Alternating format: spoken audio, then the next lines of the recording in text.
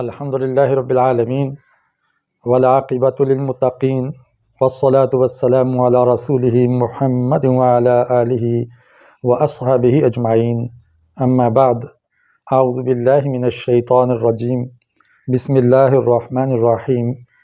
للہ ما فی السماوات وما فی الارض وان تبدوا ما فی انفسکم او تخفوہ یحاسبکم بہ اللہ فیغفر لمن یشاء ویعذب من یشاء واللہ علی کل شیء قدیر۔ صدق اللہ العظیم۔ معزز سامعین و ناظرین، السلام علیکم ورحمۃ اللہ وبرکاتہ۔ ایک رکوع ایک لیکچر کے سلسلے میں آج ہم سورہ بقرہ کا آخری رکوع نمبر 40 پڑھیں گے، جو کہ آیت نمبر 284 سے 86 پر مشتمل ہے۔ اللہ کی توفیق سے، اس کی دی ہوئی ہمت سے الحمدللہ سلسلہ جاری ہے۔ آپ کی سہولت کے لیے میں سب ٹائٹل میں عربی دے رہا ہوں اور نیچے انگلش ترجمہ بھی دے رہا ہوں۔ جو انگلش دان طبقہ ہے، انگریزی سمجھنے والا، انگلش سپیکنگ، تو وہ نیچے سب ٹائٹل کے ذریعے انگلش میں قرآن کا یہ پیغام دیکھ سکتے اور پڑھ سکتے ہیں۔ اگر سننا چاہیں تو آپ کی جو ویڈیو چل رہی ہے اس کے اوپر بار میں سی 2 دفعہ لکھا ہوا ہے، انگلش لیٹر سی اور سی، اس کو دبائیں گے تو نیچے لینگویجز کا آپشن آئے گا۔ تو آپ جس زبان میں یہ لیکچر سننا چاہیں تو اسی زبان میں یہ آواز آپ کو ملے گی۔ تو ہم شروع کرتے ہیں آج کے رکوع کو۔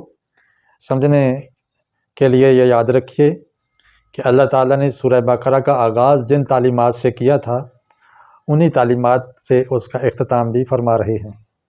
اللہ نے اپنی شان بیان کی، اپنی کتاب کا ذکر کیا، اپنی کتابوں پر ایمان لانے کا ذکر کیا تھا، اور فرمایا تھا کہ جو اس کو اپنائیں گے اور اس کے دیے ہوئے عقائد کے اوپر عمل کر کے دکھائیں گے، نماز، صدقات اور انفاق کا مظاہرہ کریں گے اور اس کو ایک نظام کے طور پر لاگو کریں گے، تو اللہ تعالیٰ ان کو کامیاب کرے گا۔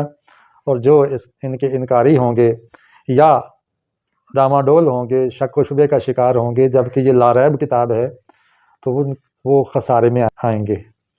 اللہ تعالیٰ نے اس آخری رکوع میں فرمایا کہ آپ جب ساری تعلیمات قرآن کی بنیادی تعلیمات لے چکے ہیں اور عمل بھی کرنا شروع کر دیا ہے، تو اس کو اپناتے ہوئے آپ کو جو مشکلات پیش آئیں گی، اس کا جہاں پر مقابلہ آپ خود صبر و ثبات سے کریں گے، استقامت سے کریں گے، تو اس کے ساتھ ساتھ آپ اللہ سے دعائیں بھی کریں، کیونکہ اس کی توفیق کے بغیر، اس کی نصرت کے بغیر کوئی بھی کام پایہ تکمیل کو نہیں پہنچتا، اور صبر و ثبات بھی اس کی توفیق کے بغیر نہیں ملتا۔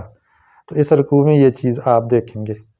اسی طرح ہم نے پہلے رکوع میں اس کو ڈسکس کیا تھا سورہ بقرہ کے، کہ دین اسلام بھی ایسا پلیٹ فارم ہے جس پر دنیا بھر کے انسان بڑی آسانی سے جمع ہو سکتے ہیں، اور یہ نظام ایسا ہے جس کے تحت ہر مسلک، ہر عقیدے کے لوگوں کو تحفظ ملتا ہے، اور ان کے جو بنیادی انسانی حقوق ہیں ان کو ملتے ہیں، حتیٰ کہ ان کی مذہبی آزادی بھی ان کو ملتی ہے کہ اپنے ڈھنگ پہ عبادت کریں، کوئی زور زبردستی کسی پر نہیں ہے، لا اکراہ فی الدین۔ اور آخر میں پھر اس مضمون کو دہرایا گیا ہے کہ مسلمانوں، تمہارا جو مقام ہے وہ سابقہ اقوام سے بڑھ کر ہے۔ سابقہ اقوام میں اگر تعصب پیدا ہو گیا ہے دیگر ادیان میں، اور اپنے آپ کو ہی سچا سمجھتے ہیں اور اپنی کتاب کے علاوہ دیگر سماوی کتب کا انکار کرتے ہیں، تو یاد رکھیے کہ آپ کا رویہ اس سے مختلف ہونا چاہیے۔ آپ خود بھی اس کے پابند ہیں، آپ کے رسول سب سے پہلے اس کی پابندی کرنے والے ہیں۔ تو یہ چیزیں آپ انشاءاللہ سیکھیں گے۔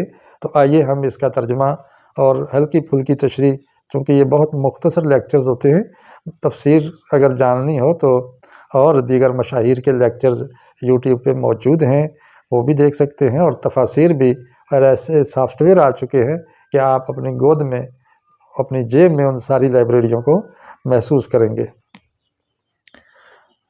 اللہ نے فرمایا کہ للہ ما فی السماوات و ما فی الارض، جو کچھ آسمانوں میں ہے اور جو کچھ زمین میں ہے وہ اللہ کا ہے، کسی اور کا نہیں ہے۔ اس کی وجہ یہ ہے کہ اس نے اس کو بنایا ہے، کسی انسان نے نہیں بنایا، اور نہ وہ خود بنا ہے، اس کو بنانے والا ہے اور وہ ایک ہے، اور جس نے بنایا ہے وہی اس کا مالک ہے۔ اب زمین و آسمان کے سسٹم اور نظام کو تشکیل دینا، اس کو چلانا اور اس کو درست رکھنا بھی اللہ ہی کی ذمہ داری ہے، اور اللہ نے اس کو عملاً زمین پر نافذ کرنے کے لیے ہمیں یہ ذمہ داری سونپی ہے۔ انسانوں، تم اللہ کے نائب اور خلیفہ ہو، اب زمین پر جو رہنے والی مخلوقات ہیں ان کو بہتر انداز سے آرگنائز کرنا اور ان کو چلانا یہ آپ کی ذمہ داری ہے، اور وہ بہتری کے قوانین اللہ دے گا، کوئی اور نہیں دے سکتا، تم خود بھی نہیں بنا سکتے۔ وَإِن تُبْدُوا مَا فِي أَنفُسِكُمْ، اور اگر تم اپنے دل کی باتیں ظاہر کر دو گے، اپنے پلان، اپنے منصوبے اپنے عمل سے بھی ظاہر کرو گے، اپنی زبان سے بھی ظاہر کرو گے، میڈیا کے ذریعے اس کو فروغ دو گے اس کو، اور جو تمہارے دلوں میں خفیہ پلاننگز موجود ہیں، منصوبہ بندیاں موجود ہیں اور پختہ ارادے موجود ہیں، ان سب کو یاد رکھو کہ اللہ تعالیٰ ان کو جانتا ہے اور وہ اس کا محاسبہ بھی کرے گا۔ یحاسبکم بہ اللہ، ان سب پلاننگز، ان سب منصوبہ سازیوں اور منصوبہ بندیوں کا حساب ہوگا، چونکہ یہ منصوبہ بنانا تو بالآخر اس کائنات کی چیزوں کے بارے میں اور انسانوں اور حیوانوں کے بارے میں ہے نا، جو بھی منصوبہ بنانا ہے۔ انسان اور اپنے لیے سوچتا ہے یا اپنے سے وابستہ لوگوں کے اور ماحول کے لیے سوچتا ہے، تو اس میں منصوبہ بندی کرتے ہوئے، پلاننگ کرتے ہوئے رب کا آئین اور قانون ملحوظ رکھے، جو اس نے حدود متعین کی ہیں ان کا خیال رکھا جائے گا۔ اگر نہ رکھو گے تو اللہ پوچھے گا۔ یہ سب چیزیں امانت ہیں ہمارے پاس۔ فَيَغْفِرُ لِمَن يَشَاءُ وَيُعَذِّبُ مَن يَشَاءُ، یاد رکھو کہ جب وہ حساب کرے گا تو حساب کے بعد جب وہ دیکھے تو اس کی مشیت ہے، وہ چاہے تو معاف کر دے غلطیوں اور کوتاہیوں کو اور بخش دے، اور چاہے تو وہ سزا دے دے، وہ مختار کل ہے، اس کے اختیارات میں کوئی روڑے نہیں اٹکا سکتا۔ آخرت کے دن میں کوئی چھوٹ نہیں ہے، دنیا میں تو چھوٹ ہے نا، مجرم دندناتے پھرتے ہیں، ظالم وہ پوری دنیا کو ملیامیٹ کر رہے ہیں، پریشان کر رہے ہیں، یہاں اس کو کوئی پکڑنے والا ہے، کہیں کوئی پکڑنے والا نہیں ہے، پہلے ہی چلا جاتا ہے۔ لیکن آخرت کا انجام ایسا ہے کہ اسے پوچھا جائے گا، اور رب جب چاہے گا، جس کو چاہے گا سزا یا جزا دے گا۔ اور یہ جزا اور سزا صرف اپنی چاہت پر بھی نہیں، چاہت کے ساتھ اللہ تعالیٰ نے حکمت بھی رکھی ہوئی ہے کہ وہ ظاہر حکمت ساری قرآن مجید کے اندر موجود ہے۔ اللہ نے بتا دیا کہ کون سے اعمال ہیں جو آپ کو سزا دینے کا موجب بن سکتے ہیں، اور کون سے کام ہیں جن کی وجہ سے تم جزا پاؤ گے، اچھا بدلہ پاؤ گے۔ واللہ علی کل شیء قدیر، اللہ ہر چیز پر قادر ہے۔ آگے وہ بات ہے جو عقائد سے تعلق رکھتی ہے۔ آمن الرسول بما انزل الیہ من ربہ، رسول ایمان لائے ہیں اس پر جو نازل کیا گیا ہے اس کی جانب سے، تو جو بھی نازل کیا گیا ہے سب سے پہلے اس کو ماننے والا وہ ہوتا ہے جس پر نازل ہو رہا ہے، یعنی قائد اور لیڈر اور رہنما، یعنی رسول اور نبی جنہیں ہم کہتے ہیں، جو ہمارا دینی پیشوا ہے، مذہبی پیشوا ہے، سب سے پہلے وہ اس کو مانتے ہیں۔ والمومنون، اس کے بعد اس کے پیروکار اس کو مانتے ہیں۔ یہاں دنیا کا عجیب انوکھا قانون انسانوں نے بنا لیا ہے کہ وہ اپنے آپ کو کہتے ہیں ہم مستثنیٰ ہیں اس سے۔ بھئی ملک کا ایک قانون بناؤ اور پھر تم سارے لوگوں پر اس کو نافذ کرو، لوگوں کا اس کا پابند بناؤ، لیکن خود کہو جی ہم جو ہے وہ اس سے ہمیں استثناء حاصل ہے۔ یہ تو ایک رسول کو بھی حاصل نہیں ہے۔ ایک رسول کو بھی سب سے پہلے کہا گیا کہ انا اول المؤمنین کہو، انا اول المسلمین کہو، مسلم نمبر 1، مومن نمبر 1 سب سے پہلے وہ ہوتا ہے کہ جو اس قانون اور دستور کو نافذ کر رہا ہے، اس لیے کسی کو بھی استثناء حاصل نہیں ہے۔ اس آیت میں یہ بہت بڑی ہدایت موجود ہے کہ آمن الرسول بما انزل الیہ من ربہ، رسول ایمان لایا ہے اس پر جو اس کے رب کی طرف سے نازل شدہ ہے۔ والمومنون، اور مومن بھی ایمان لائے ہیں۔ وہ ایمان والی کون سی چیزیں ہیں؟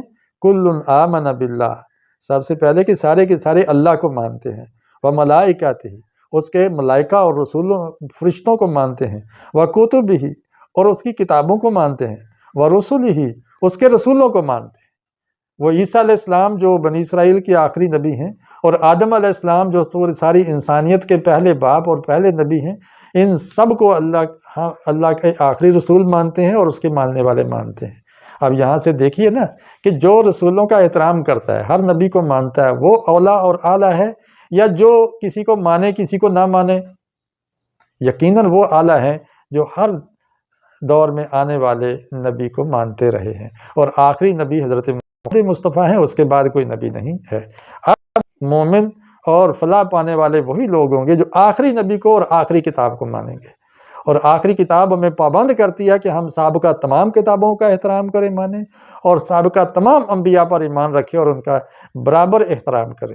البتہ جو قانون اور شریعت ہے وہ آخری جو لیٹسٹ ہے قرآن کی صورت میں اور نبی علیہ السلام کے فرمان کی صورت میں، اس کو ہم فالو کریں گے۔ لا نفرق بین احد من رسولہ، ہم ان میں سے کسی رسول میں کوئی فرق نہیں کرتے ہیں، یعنی ایمان کے اعتبار سے۔ درجہ بندی تو ہے انبیاء کی، کسی کو اللہ تعالیٰ نے فضیلت دی ہے ایک کو دوسرے پر، تلک الرسل فضلنا بعضهم علی بعض، کہ بعض کو بعض پر اللہ نے فضیلت دی ہوئی ہے، فضیلت میں تو فرق ہے، لیکن ایمان ان کو ماننے میں اور ان کو سچا سمجھنے میں کوئی فرق نہیں ہے۔ لا نفرق بین احد من رسولہ وقالوا سمعنا واطعنا، اور یہ مومن اور آخری رسول کیا کہتے ہیں؟ ہم نے سنا اور ہم نے سر تسلیم خم کر لیا۔ جو بھی اللہ کی کتابیں کہہ رہی ہیں ہم اس کو مانیں گے اور اس کی پیروی بھی کریں گے۔ صرف زبان سے اقرار نہیں ہے، اطاعت بھی ہے۔ اور یہ جو سننا ہے یہ دل کا سننا مراد ہوتا ہے۔ یہ بالکل ایسا ہی ہے جیسے آپ کسی کو بات کہیں اور وہ جو ہے نا وہ دھیان نہ دے، تو آپ کہتے ہیں کہ بھئی آپ نے تو اس پر عمل ہی نہیں کیا، اس کا مطلب آپ نے سنی انسنی کر دی۔ لیکن مومن لوگ اللہ کے فرمان کو اس طرح سنتے ہیں جس طرح سننے کا حق ہے، اور وہ اقرار کرتے ہیں بس سمعنا و اطعنا، ہم نے سنا اور اطاعت کی۔ یہودیوں کی طرح یہ نہیں کہا کہ سمعنا و عصینا، ہم نے سنا اور ہم نے نافرمانی کی۔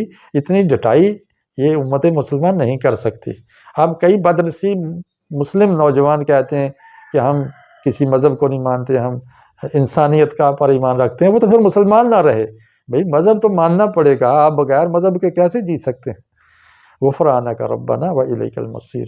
اور اس سمع اور اطاعت کے معاملے میں ایک بات یہ یقینی ہے کہ ہم سے کوتاہیاں ہوں گی، غلطیاں ہوں گی، لغزشیں ہوں گی، بھول جائیں گے، حق ادا نہیں کر پائیں گے، جو ذمہ داریاں ہمارے اوپر عائد ہوں گی کما حق ہو اس کو انجام نہیں دے سکیں گے، تو پھر کیا ہے؟ غفرانک، پھر ہم بخشش، اے اللہ تیری بخشش چاہتے ہیں۔ اے ربنا، اے ہمارے رب، ہم تجھ سے ان تمام غلطیوں، کوتاہیوں اور فروغ گزاشتوں سے درگزر کی اپیل کرتے ہیں۔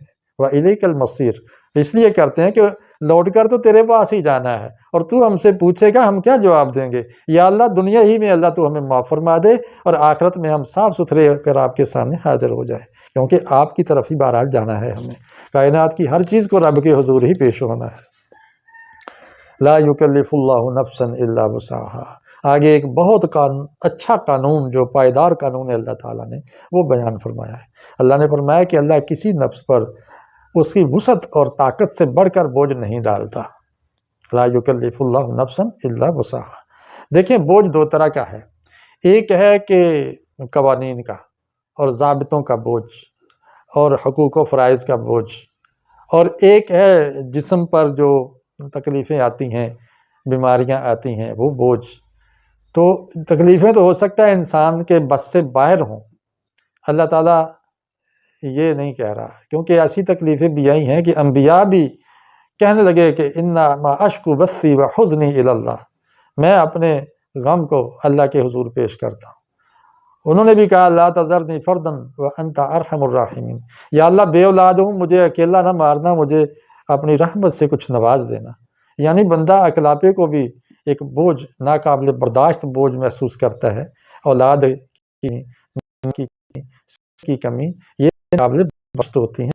یہاں تکلیف ہے وہ شریعت اور قانون کی تکلیف ہے۔ اللہ تعالیٰ کی حکمت کو، قوم کو ان کی طاقت کر قانون نہیں دیتا۔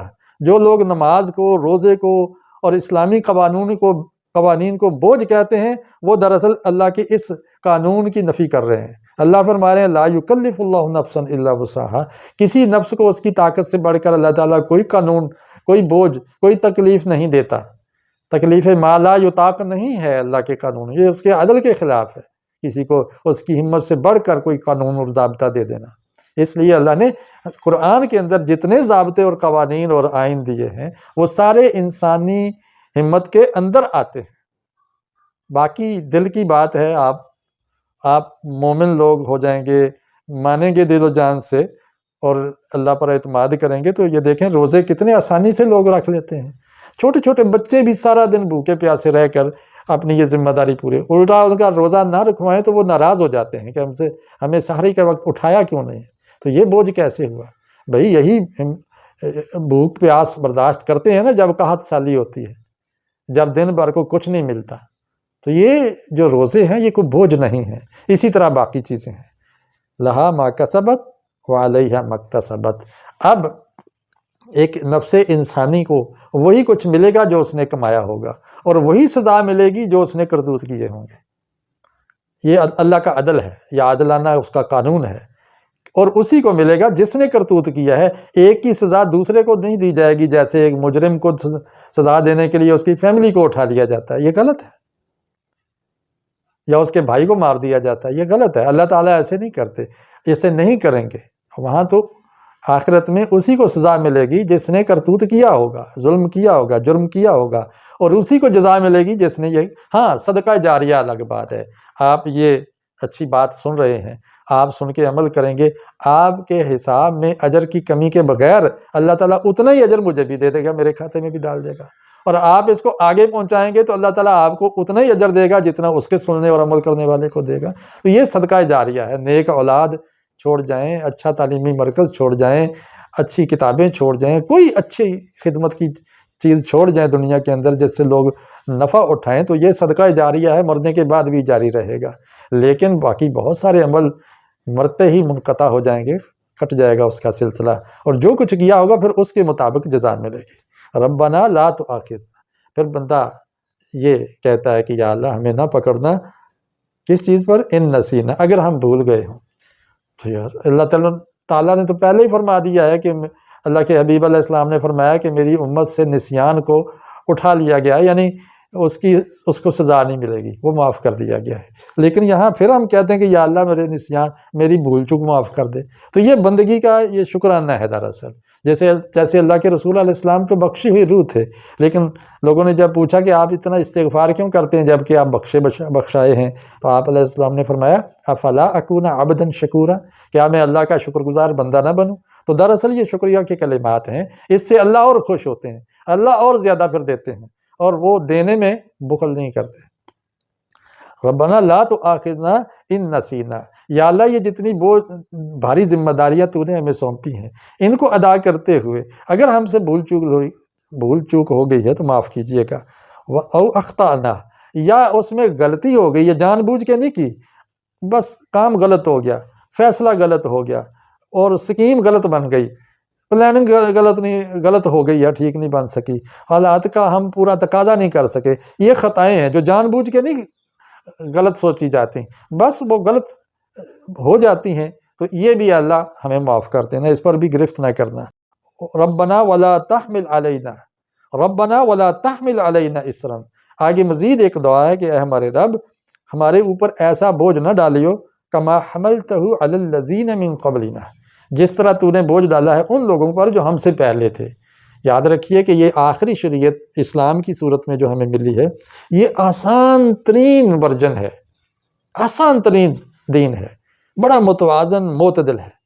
یاد رکھیے کہ کسی قوم پر جن کا ذکر ہم جہاں ہو رہا ہے کہ جس طرح پہلے لوگوں پر بھاری بوجھ ڈالا ہے اس طرح کا ہم پر نہ ڈال، تو وہ بھاری بوجھ ان پر بھی نہیں تھا، ان قوموں نے اپنے لیے بھاری بنا لیا۔ جیسے آپ نے سورہ بقرہ کے 8ویں رکوع میں پڑھا نا کہ ان کو کہا تھا گائے ذبح کرو، تو انہوں نے طرح طرح کے ہیلے بہانے شروع کر دیے، اور وہ گائے جو عام پکڑ کے ذبح کر کے جان چھڑا سکتے تھے، پوچھ کے رنگ کیسا ہو، عمر کتنی ہو، پھر بھی کیسی ہو، 4-5 سوال کر کے انہوں نے اپنے لیے مشکل بنا لی، اور وہ مہنگے داموں خرید کر ذبح کرنے پر مجبور ہوئے۔